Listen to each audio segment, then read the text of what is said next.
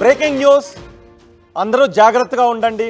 పిల్లల విషయంలో మరింత జాగ్రత్త తీసుకోండి. ఎందుకంటే డెంగీ ప్రమాద ఘంటికలు మోగిస్తుంది. డెంగీతో ఒక చిన్నారి చనిపోయిన విషాదకర ఘటన కూడా చోటు చేసుకుంది. డెంగీతో గురుకుల స్టూడెంట్ మృతి చెందింది. విద్యార్థి చివరి మాటలు ఇప్పుడు అందరినీ కన్నీళ్లు పెట్టిస్తున్నాయి. నన్ను కాపాడు నాన్న అంటూ తండ్రిని కోరిన కూతురి చివరి మాటలు అందరినీ కన్నీరు పెట్టిస్తున్నాయి. ఆసిఫాబాద్లో ట్రైబల్ వెల్ఫేర్లో 10వ తరగతి చదువుతోంది పూజ. గుండాయిపేట గ్రామానికి చెందిన పూజ వారం రోజులుగా జ్వరంతో బాధపడుతోంది.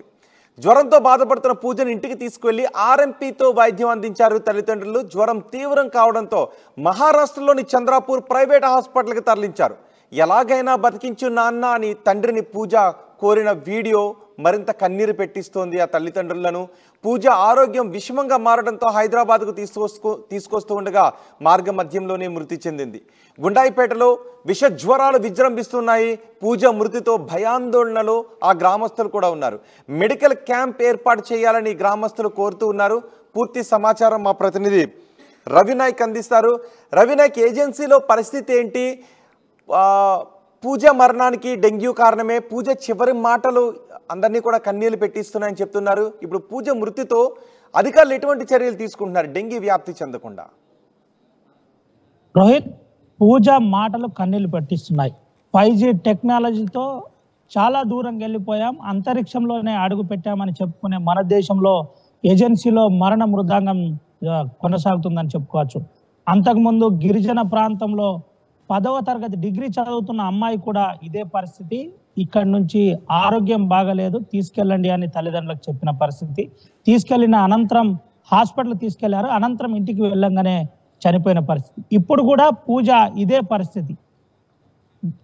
సోషల్ వెల్ఫేర్లో 10వ తరగతి చదువుతున్న పూజ 8వ తేదీన తండ్రి కిషోర్కు సమాచారం ఇచ్చారు. ఇక్కడ నుంచి మీ పాప బాగలేదు, పాప పూజ ఆరోగ్యం బాగలేదు, వెంటనే తీసుకువెళ్ళండి అని చెప్పిన పరిస్థితి. అయితే కౌటాల మండలం గుండాయిపేట గ్రామానికి చెందిన కిషోర్ వెళ్ళి పాపను తీసుకొని ఇంటికి వెళ్ళాడు. ఇంటికి వెళ్ళిన అనంతరం ఆర్ఎంపీ సహాయంతో, మళ్ళీ చెబుతున్నాను, ఆర్ఎంపీ సహాయంతో తీసుకువెళ్ళి ట్రీట్మెంట్ చేపించిన పరిస్థితి. ట్రీట్మెంట్ అనంతరం కొద్ది రోజులు చూశారు. విషమించడంతో అక్కడ నుండి నేరుగా చంద్రపూర్ హాస్పిటల్ తీసుకువెళ్ళిన పరిస్థితి. చంద్రపూర్ హాస్పిటల్ తర్వాత మంచిర్యాలలో ప్రైవేట్ ఆసుపత్రిలో తీసుకెళ్లిన పరిస్థితి కనబడింది. తర్వాత విషమించడంతో, మళ్ళీ చెబుతున్నాను, విషమించడంతో డెంగ్యూ జ్వరంతో ప్లేట్లెట్స్ పడిపోవడంతో విషమించడంతో ఇక్కడ నుంచి హైదరాబాద్ తరలించాలని చెప్పడంతో ఏం తెలియని తండ్రి హైదరాబాద్ తీసుకెళ్లే ప్రయత్నం చేశారు. మార్గం మధ్యలో పూజ చనిపోయింది. పూజ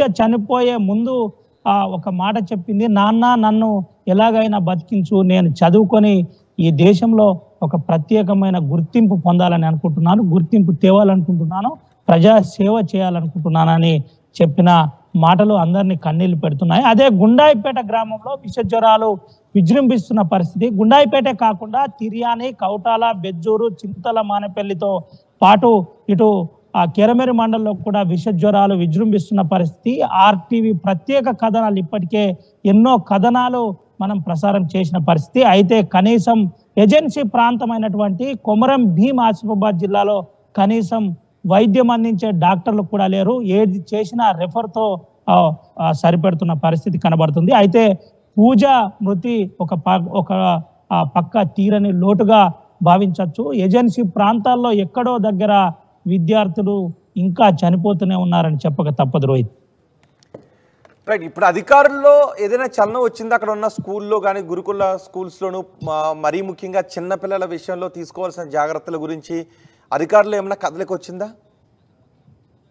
రోహిత్, ఇప్పటికే దీనిపై అధికారులు స్పందించే ప్రయత్నం చేశారు. జిల్లా కలెక్టర్ వెంకటేష్ దోత్రేతో పాటు ఆ ప్రాంతంలో ఉన్న డిఎంహెచ్ఓ కూడా స్పందించారు. మెడికల్ క్యాంపుతో పెట్టే ప్రయత్నం అయితే జరుగుతుందని మనకు తెలిసింది. ఏది ఏమైనప్పటికీ గిరిజనులు ఎవరైతే బంగారు భవిష్యత్తు అంటే విద్య కోసం ఆరాట పడుతున్న గిరిజన విద్యార్థులే వరుసగా ఒకే నెలలో 2 చనిపోవడం చర్చనీయాంశంగా మారింది. ప్రపంచ ఆదివాసీ దినోత్సవం పేరుతో హంగు ఆర్భాటం చేసిన ప్రజాప్రతినిధులు, అటు నాయకులు ఇప్పటి వరకు ఈ విష జ్వరాలు విజృంభిస్తున్న తరుణంలో కనీసం తగు జాగ్రత్తలు, అవగాహనలు చేపట్టలేదని చెబుతున్న పరిస్థితి కనబడుతుంది. అయితే ప్రధానంగా ఆ గ్రామస్తులు చెప్పిన ఆ విధానం ప్రకారం గుండాయిపేట గ్రామస్తులు చెప్పే విధానం ప్రకారం కనీసం క్వాలిఫైడ్ డాక్టర్ లేరు, మాకు ఏముందో చెప్పే పరిస్థితి కూడా లేదు, జ్వరం విష జ్వరమా వైరల్ ఫీవరా కూడా తెలియని పరిస్థితి ఉంది, ఏం చేయాలో కూడా అర్థం కాని పరిస్థితి. వెంటనే ఆర్ఎంపీలతో వైద్యం చేస్తున్న ఘటనలపై అధికారులు చర్యలు తీసుకోవడం లేదా? అక్కడ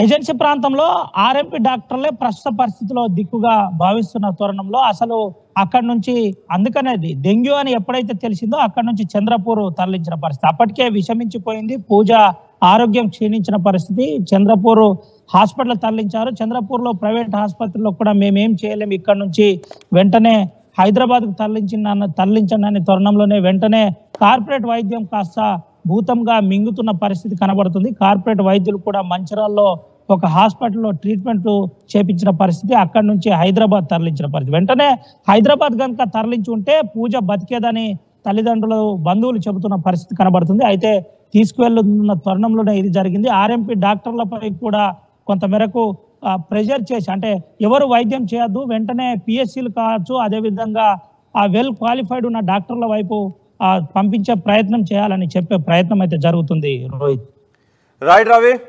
డెంగ్యూతో గురుకుల స్టూడెంట్ పూజ చనిపోయింది. ఆ విద్యార్థి చివరి మాటలు కన్నీళ్లు పెట్టిస్తున్నాయి. నాన్న కాపాడు అంటూ తండ్రిని కోరింది ఆ కూతురు.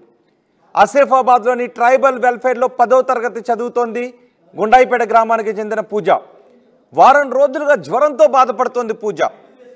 ఇంటికి తీసుకువెళ్లి ఆర్ఎంపీతో వైద్యం చేయించారు తల్లిదండ్రులు. జ్వరం తీవ్రం కావడంతో మహారాష్ట్రలోని చందాపూర్లో ప్రైవేట్ ఆసుపత్రికి తీసుకువెళ్లి అక్కడ వైద్యాన్ని అందించారు.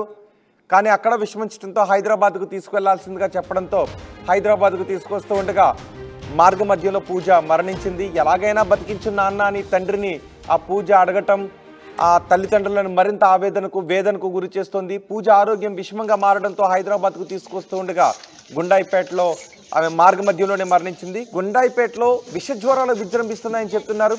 పూజ మృతితో ఆ గ్రామస్తులు భయాందోళనలో ఉన్నారు. అక్కడ ఇప్పుడు అధికారులు మెడికల్ క్యాంపులను ఏర్పాటు చేస్తున్నట్టుగా తెలుస్తోంది. పూజ మరణం గురించి పూజ కుటుంబ సభ్యులు మాట్లాడారు. పూజ కుటుంబ సభ్యులు ఏం మాట్లాడారు చూద్దాం. ఈ సీజన్ ఫుల్ వ్యాధులు బాగా ప్రబలి ఉన్నాయి. నిన్న ఒకటే రోజు ఇద్దరు చనిపోవడం జరిగింది. పూజా ధాడే, కాళిదాస్ భోయర్, మరి ఇద్దరు కూడా చిన్న వయసు. మరి ఆమె 10th క్లాస్ చదువుతుంది, ఈయన పెళ్ళి అయింది, పిల్లలు కాలేదు. మరి ఇటువంటి ఈ వయసులో ఈ సీజన్లో డెంగ్యూ, మలేరియా, ఈ వైరల్ ఫీవర్స్, చికెన్ గునియా ఇటువంటి మరి చాలా మన ఊర్లో విపరీతంగా ఉన్నాయి. ఇక్కడ పిహెచ్సి ఉంది, కానీ ఏనేమి ఉన్నారు, కానీ జీనేం లేరు, మరి డాక్టర్ కూడా లేరు. మరి ఇక్కడ ఈ గుండాయిపేటలో ఈ మినీ పిహెచ్సిలో ఇక్కడ డాక్టర్ ఉంటే ఇక్కడ తుమ్మిడియేటి గ్రామ పంచాయతీ, గుండాయిపేట గ్రామ పంచాయతీ, విడ్డన్ గ్రామ పంచాయతీ మరియు బాలపల్లి ఈ పరిసర ప్రాంత గ్రామ పంచాయతీలన్నీ మరి ఇక్కడ డాక్టర్ ఉంటే మరి ఎంతోమందికి మేలు జరుగుతుంది.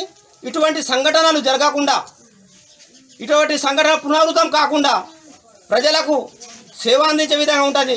మరి ప్రజలకు చాలా పేదవాళ్ళు ప్రజలు కాబట్టి పెద్ద పెద్ద కార్పొరేట్ హాస్పిటళ్లలో వెళ్ళలేకపోతున్నారు. దయచేసి అధికారులను, అనధికారులను, గవర్నమెంట్ ప్రభుత్వాన్ని కూడా మేము రిక్వెస్ట్ చేసేది ఏంటంటే మన గుండాయిపేట పిఎస్సిలో డాక్టర్ను ఖచ్చితంగా ఇక్కడ తీసుకురావాలని, అపాయింట్మెంట్ చేయాలని కోరుతూ, అలాగే డాక్టర్తో పాటు ఒక స్టాఫ్ నర్స్ కూడా ఉండాలని ఇక్కడ పెడితే మాకు మేలు జరుగుతుందని మేము మిమ్మల్ని కోరుతున్నాం.